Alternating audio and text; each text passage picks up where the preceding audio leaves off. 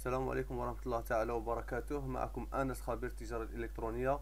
في هذا الفيديو إن شاء الله سوف نتطرق إلى كيفية الحصول على حساب بنكي أمريكي زائد بطاقة ماستر كارد يمكنك من خلالها الشراء عبر الإنترنت، استقبال أموال من الخارج. إذا كنت تعمل في التجارة الإلكترونية سوف تتلقى أموالك من عدة شركات عالمية. يمكنك استخراج أموالك من أي ساحب إلكتروني في بلدك. كما سنتعلم كيفية الحصول على 25 دولار فقط باتباع المراحل التالية. إذا نبدأ على بركة الله. أولا نتوجه إلى موقع بايونير الذي يوفر لنا هذه الخدمة عبر الذهاب إلى الرابط pioneeraffiliate.com. كما يمكنك التسجيل عبر هذا الرابط الموجود هنا على الشاشة والموجود تحت هذا الفيديو. هذا الرابط سوف يمكنك من الحصول على 25 دولار فقط بقراءة التعليمات الموجودة هنا. إذن هذا عبارة عن ريفر بروجرام. نضغط على سين اب.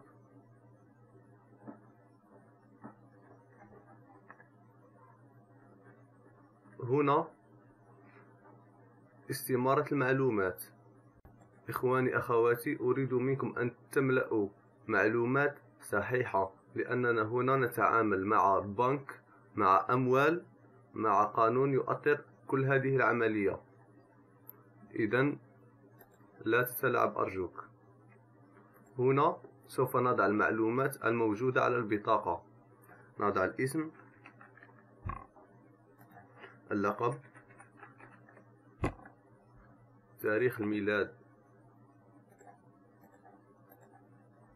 إذا كان عمرك أقل من 18 سنة فهذا الأمر لا يهمك، يجب أن يكون سنك 18 فما فوق.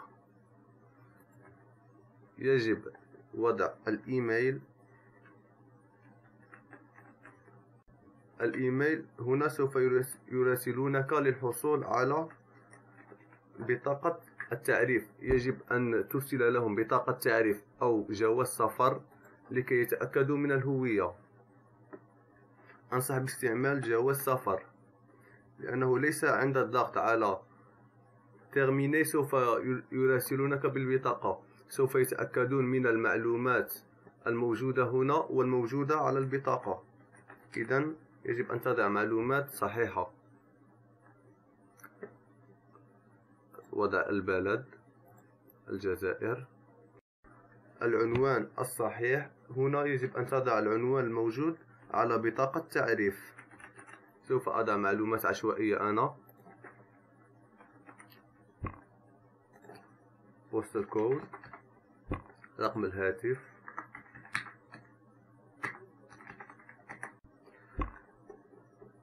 هاتف الجوال غير ضروري. أما هنا سوف تضع المعلومات للعنوان الذي تريد أن يراسلونك بالبطاقة فيه. إذا كان نفس العنوان الموجود هنا فلا بأس، لا تضع المعلومات مرتين. ننتقل إلى الخطوة الثانية. هنا سوف يطلبون منك وضع رقم سري زائد إيميل الذي اخترته. سوف تحتاج هذه المعلومات في الدخول إلى حسابك لبايونير. هنا سوف تحتاج الرقم السري. نضع رقم سري قوي حتى نتجنب البريت فورسينج وكل أعمال القرصنة. ويجب عليك أن تتذكر هذه المعلومات، لأن البطاقة سوف تصلك بعد شهر. إذا نسيت المعلومات فلن تحصل على البطاقة أبدا. يجب أن تتذكر هذا الرقم السري زائد الإيميل. وضع السؤال السري. الإجابة دائما بعشوائية، لكن يجب أن تتذكرها دائما. إذن هنا سوف تضع معلومات بطاقة تعريف التي وضعتها. وضعنا بطاقة تعريف وطنية، الاسم الموجود عليها زائد رقم البطاقة. نوافق على البنود. عند الضغط على فينيش سوف يراسلونك برسالة في إيميلك.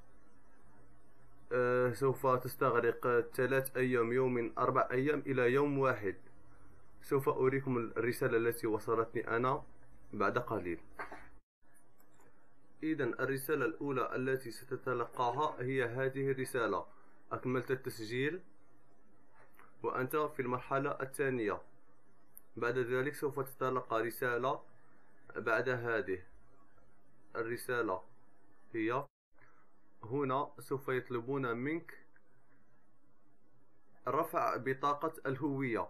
سوف تضغط على اللينك الموجود هنا، هذا هو. سوف تتوجه إلى هذه الصفحة. هنا سوف تعمل سكان للواجهة الأولى لبطاقة التعريف الموجود فيها الاسم والصورة، وتضعها هنا. تختار بطاقة تعريف، تختار الواجهة الأولى للصورة، ثم تعمل سكان للواجهة الخلفية للبطاقة وتضعها هنا. إذن هناك وجهين، وجه أول ووجه ثاني، أو يمكنك وضع الوجهين. يمكنك أن تضعهما في البانت وتضع الصورة الأولى مع الصورة الثانية وتضعها هنا مباشرة، وفي الخانة الثانية تضع جواز سفر أو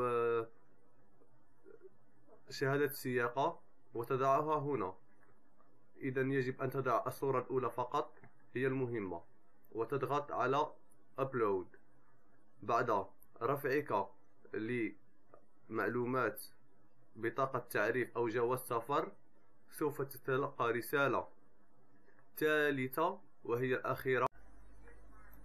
إذن الرسالة الثالثة هي هذه هنا: Congratulations، لقد تم الموافقة على طلبك للرسالة. ما عليك الانتظار سوى إلى شهر إلى 20 يوم حتى تصلك البطاقة، وننتقل إلى المرحلة الأخرى حيث أريك كيف سوف تفعل بطاقتك.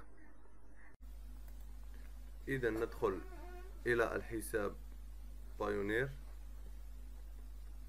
ندخل المعلومات الخاصة بنا.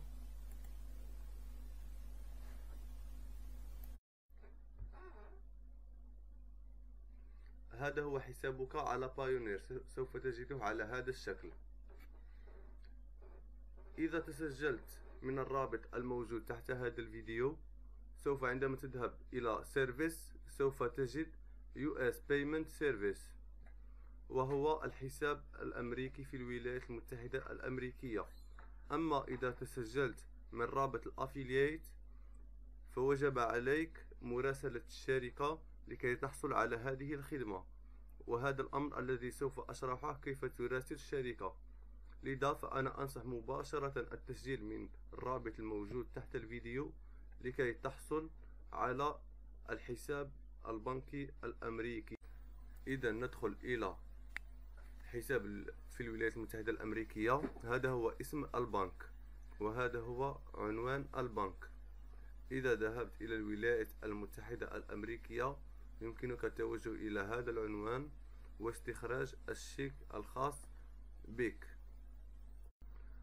إذا هذا هو الرقم الخاص بحسابك في الولايات المتحدة الأمريكية، وهذا هو الروتين نمبر الخاص بسكان الولايات المتحدة الأمريكية.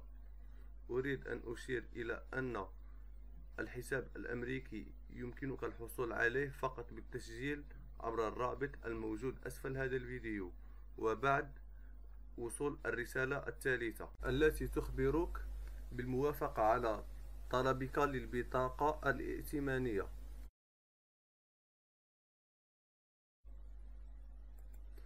إذن بعد وصول البطاقة إلى منزلك سوف تجد معها مجموعة من البيانات، الرقم الخاص بالبطاقة بالإضافة إلى مجموعة من المعلومات.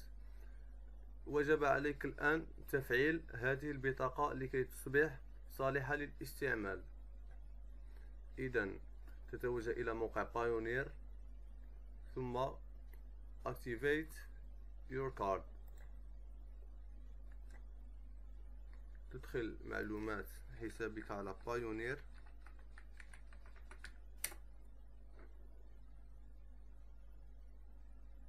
عند دخولك إلى حسابك سوف تلاحظ أن بطاقتك ليست مفعلة بعد. لتفعيلها نضغط على هذا الرابط. الآن وجب عليك فقط إدخال المعلومات الموجودة على البطاقة والتي سوف تجدها أيضا في الرسالة المرفوقة بها، وتضغط على Activate.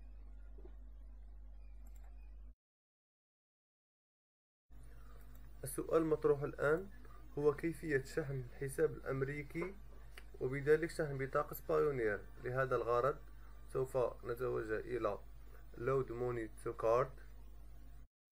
هنا ندخل معلومات البطاقة الائتمانية الخاصة بك. نختار المبلغ الذي نريد أن نحوله، في هذه الحالة $50. Reason to load، نختار سبب إرسال أموال. هنا سوف تختار من سيتحمل رسوم إرسال الأموال إلى الحساب الأمريكي. هل أنت من سوف تتحمل الرسوم أم الشخص المستقبل؟ في هذه الحالة هو حسابك البنكي في الولايات المتحدة الأمريكية. نضغط على Continue. هنا سوف نتأكد من المعلومات، رقم البطاقة والمبلغ المحول.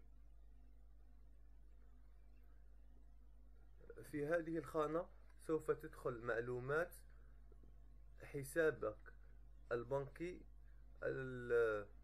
بالعملة الصعبة الذي يوجد في بلدك. مثلا في الجزائر يمكنك فتح حساب مع بنك الوطني الجزائري أو بنك التنمية المحلية BDL. أما في المغرب وتونس يوجد سوسيتي جينيرال توفر لك بطاقة ماي إي كارد، يمكنك من خلالها الشراء عبر الإنترنت. تضع معلومات الحساب البنكي هنا وتحول الأموال عند الضغط على Pay Now. إذا لم تكن تمتلك حساب بنكي في بلدك يمكنك أيضا إرسال أموال عبر DHL الموجودة في كل بلدان تقريبا. سوف تذهب إلى الشركة وتطلب منهم إرسال أموال إلى الولايات المتحدة الأمريكية، وسوف يقومون هم بعملية ملء الحساب. وهنا يمكنك شراء عدة أشياء من الإنترنت عند ملء الحساب البنكي.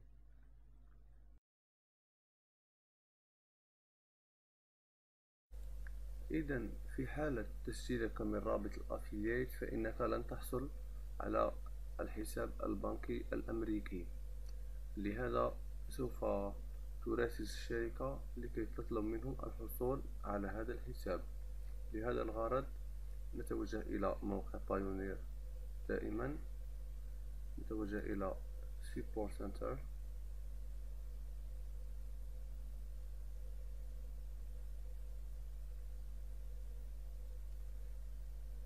اتصالات الجزائر.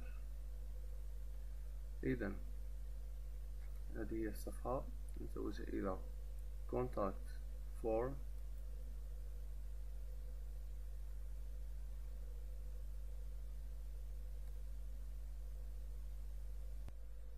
إذا هنا سوف تضع المعلومات الخاصة بك،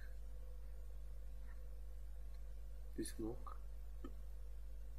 الإيميل الذي وضعته في بايونير. هنا إذا كانت قد وصلتك البطاقة سوف تضع هنا وي. في حالة إذا لم تصلك سوف تضع نو. إذا وصلت ستضع 4 أرقام الأخيرة من البطاقة هنا. هنا سوف يطلبون منك مع أي شركة تتعامل. في هذه الحالة سوف نضع order البلد الجزائر. هنا سوف نختار لا يوجد عندك فقط الإنجليزية، نختار الصينية، الإنجليزية طبعا. هنا سوف تختار نوع الطلب. هنا نحتاج إلى US Payment Service، نختار US Payment Service، وفي سؤال نختار Other Question. وهنا سوف تضع طلبك للحصول على الحساب البنكي الأمريكي. لا تقل لهم أريد حساب بنكي، ضع أريد الحصول على US Payment Service.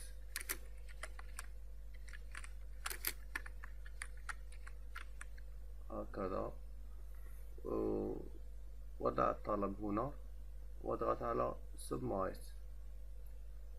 هناك حالة أخرى سوف تحتاج فيها إلى هذه الصفحة، وهي في حالة إرسالك لبطاقة الهوية ولم تتوصل بالرسالة الثالثة بعد أسبوع.